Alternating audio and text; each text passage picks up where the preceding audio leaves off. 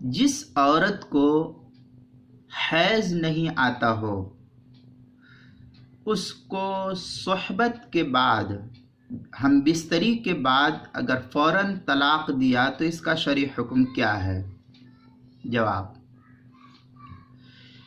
جس عورت کو حیض نہیں آتا ہو تو اسے صحبت کرنے کے فوراً بعد طلاق دینے میں کراہت تو نہیں ہے، یعنی اس لیے کہ یہاں حیض کا سلسلہ بند ہونے کی بنا پر عموماً حمل کا ٹھہرنے کا احتمال نہیں ہے، حمل کے ٹھہرنے کا احتمال نہیں ہے، اور صحبت کرنے کے بعد طلاق کی جو ممانعت کی علت ہے وہ حمل کا امکان بیان کیا گیا ہے، اور اس کی بنا پر عدت کی لمبا ہو جانا مقصود ہوتا ہے، اسی لیے اس بنا پر عدت کی طوالت ہی ہوتی ہے جو یہاں نہیں پائی جا رہی ہے۔ لہذا اگر کسی عورت کو صحبت کرنے کے بعد، جس کو حیض نہیں آتا ہو، صحبت کرنے کے بعد اگر طلاق دی جائے تو طلاق دینے میں کراہت نہیں ہے۔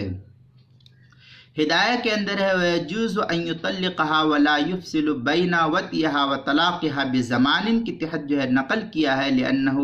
لَا يَتَوَهَّمُ الْحَمَلَ، یہ سب وغیرہ وہاں عبارت ہے تفصیلی۔ ہدایہ کی دوسری جلد صفحہ 375 پر جو مکتبہ اشرفیہ دیوبند کا چھپا ہوا ہے، اور کنز الدقائق علی بحر الرائق کے اندر ہے وَصَحَّ طَلَاقِهِنَّ بَعْدَ الْوَطْءِ، یہ البحر الرائق کی عبارت ہے تیسری جلد 421 صفحے پر جو زکریا بک ڈپو کا چھپا ہوا نسخہ ہے۔ تاتار خانیہ کے اندر ہے فَإِن كَانَتْ مِمَّن لَا تَحِيضُ عَنْ صِغْرٍ أَوْ كِبْرٍ طَلَّقَهَا مَتَىٰ شَاءَ، اس کے تحت جو ہے فتاوی تاتار خانیہ کی چوتھی جلد الفصل الاول فی بیان انواع الطلاق، چوتھی جلد 379 صفحے پر مسئلہ نمبر جو ہے 6474 جو زکریا بک ڈپو کا چھپا ہوا نسخہ ہے۔